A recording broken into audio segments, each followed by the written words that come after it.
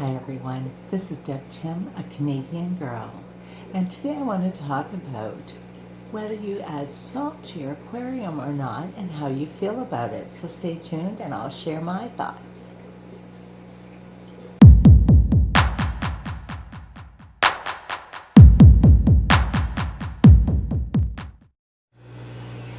So many of you recognize my 75-gallon Mbuna community. There are many guidelines to the health and safety of our cichlids concerning the environment we provide for them that are black and white, no gray areas.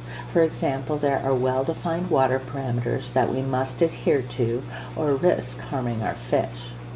There are also areas that are not so clear-cut, where our preferences come into play.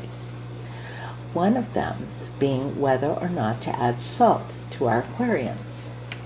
Lake Tanganyika and Lake Malawi are rift lakes. What this means is that they have been formed by a rift in the ground, a shifting of the continental plates splitting apart and filling with seawater, forming these lakes. Over time, the elements, such as rain and runoff, have diluted the salt concentration to what it is today. What this shows us is that African cichlids are well adapted to living in very diluted salt water. In fact, the salt content is so low that it cannot be tasted.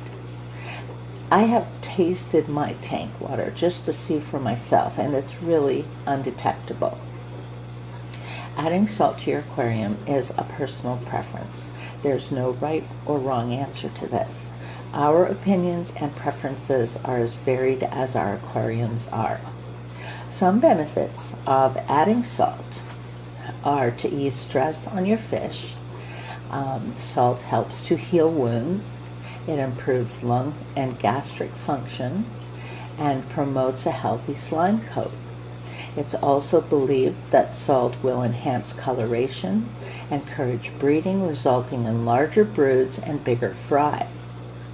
Now, cichlids adapt well and do not need salt in their water. This is entirely up to you and how you feel your fish respond. Without salt, it is said that your cichlids will breed just as well. Apparently, it lowers aggression, and some consider salt as a totally unnecessary expense.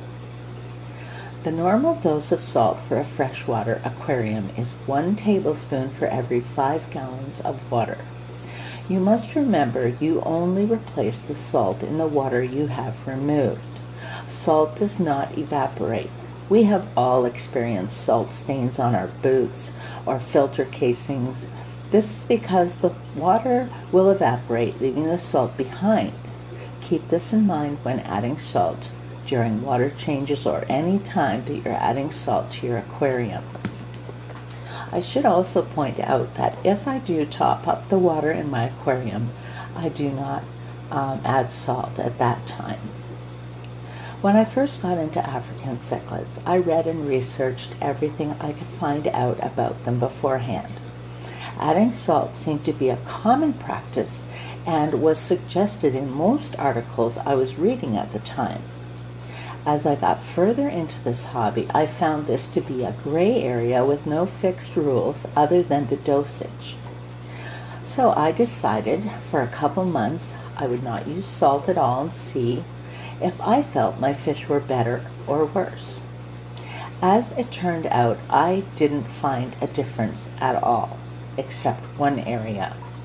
I noticed my cichlids were more active when there was salt in the water, although that may go hand in hand with better lung function.